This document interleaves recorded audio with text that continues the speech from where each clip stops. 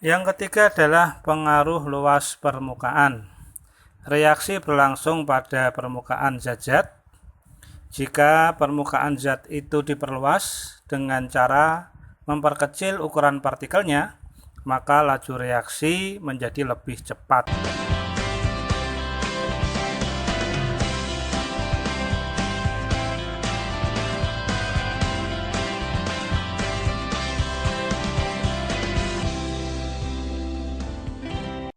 Bentuk serbuk lebih luas permukaannya daripada bentuk bongkahan.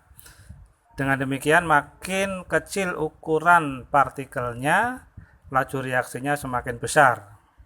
Perhatikanlah percobaan berikut ini.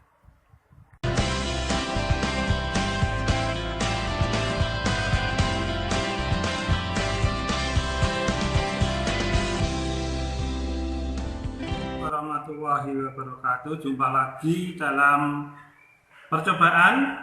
Kita melanjutkan faktor yang mempengaruhi laju reaksi, yaitu faktor luas permukaan. Di sini kita akan mencoba mereaksikan ada larutan HCl 3 molar di 2 tabung, masing-masing berisi 2 ml. Kemudian ada kapur tulis, ini sudah kita timbang 0,5 gram. Nanti yang satu kita buat dalam ukuran yang kecil dengan ditumbuk, yang satu dalam bentuk bongkahan. Baiklah, ini kita tumbuk dulu, ya. Kita tumbuk sampai halus, ya, karena dia kapur tulis jadi mudah, ya, jadi mudah. Nah, ini sudah langsung hancur, ya. Bentuknya adalah serbuk, ya, bentuknya serbuk. Baiklah, sekarang kita reaksikan dulu. Kita ukur masih menggunakan stopwatch, ya, untuk kapur tulis dengan HCl 3 molar sebanyak kapurnya 0,5 gram. Perhatikan reaksinya. Stopwatchnya kita nyalakan. Saya ambil untuk pengamatan, ya. Lihat ini bereaksi menghasilkan gelembung gas, ya. Gelembung gas.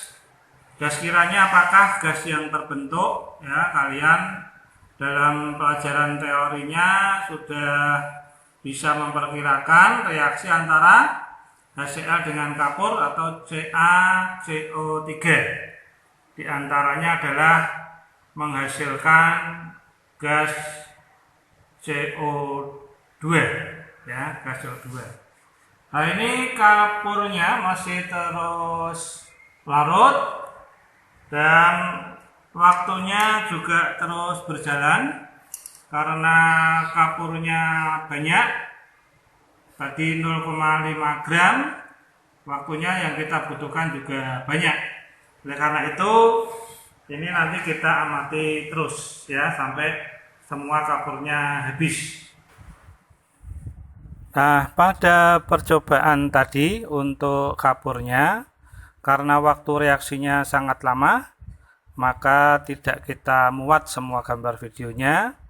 Tapi dari percobaan bisa kita simpulkan pada tabel pengamatan untuk kapur atau CaCO3 dalam bentuk bongkah dengan HCl 3 molar, waktunya adalah 48 menit, ya. 48 menit. Sedangkan untuk bentuk serbuk kemudian dilarutkan dalam HCl, waktunya mencapai 26 menit. Jadi waktunya lama, maka videonya tidak kita muatkan semuanya. Nah, dari tabel ini kalian bisa menyimpulkan bahwa bongkahan waktunya lebih lama daripada serbuk, sehingga kesimpulannya adalah untuk V1 dibanding V2 bagaimana? Ya, jadi V1-nya lebih kecil daripada V2 atau V2-nya lebih besar dari V1, ya. Jadi serbuk itu lebih cepat daripada bentuk bongkahan. Nah, kemudian untuk ilustrasinya, saya buatkan ilustrasi. Andaikan ini satu potong tahu yang utuh Kemudian kalau ibu kita sedang memasak, biasanya dipotong-potong ya. Tujuannya apa?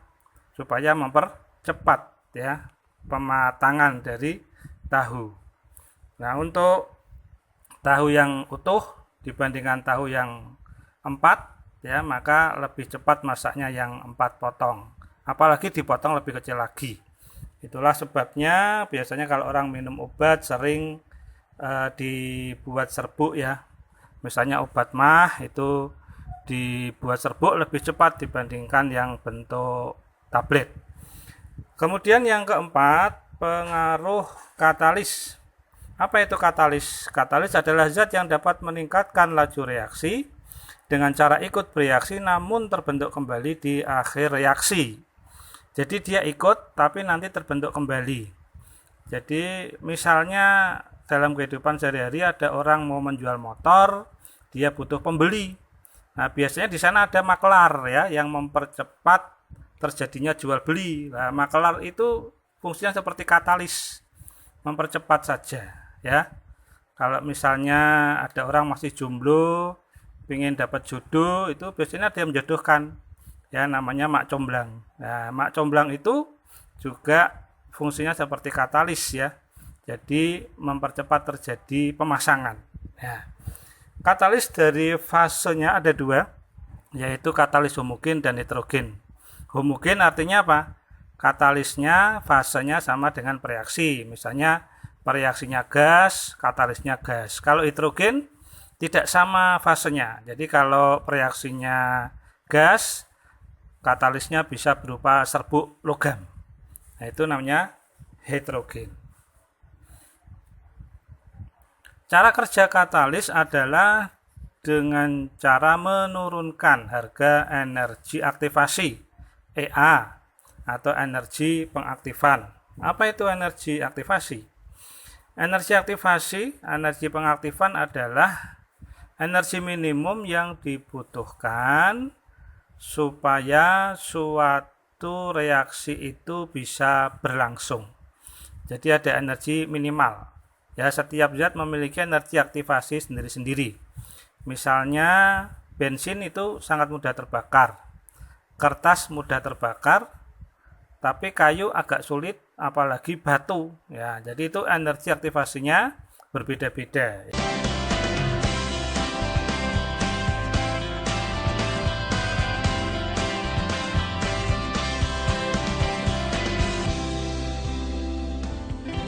Sekarang perhatikan contoh A tambah B menjadi C dan D. Posisi awal reaksi A tambah B menjadi C dan D di kanan. Untuk bisa bereaksi harus melewati energi aktivasi dalam bentuk bukit yang tinggi. Jadi harus didorong dulu melewati energi aktivasi. Nah, jadi semakin tinggi energi aktivasi semakin sulit bereaksi. Nah, kalau sudah melewati energi aktivasi, barulah terjadi reaksi tersebut ya.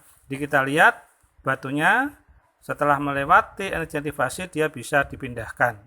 Nah, fungsi katalis adalah untuk menurunkan energi aktivasi. Perhatikan gambarnya, reaksi dengan energi aktivasi yang ada di bawah dan tanpa energi aktivasi di atas. Jadi fungsi katalis memangkas energi aktivasinya.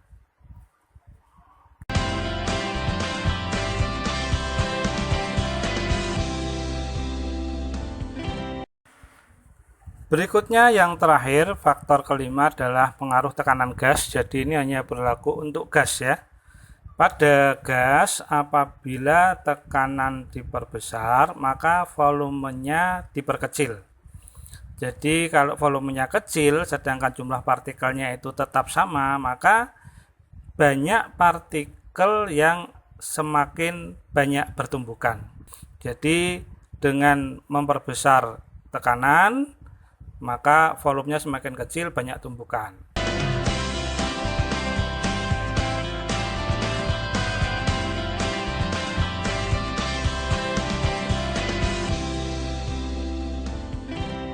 Perhatikan ilustrasinya pada tabung sebelah kiri.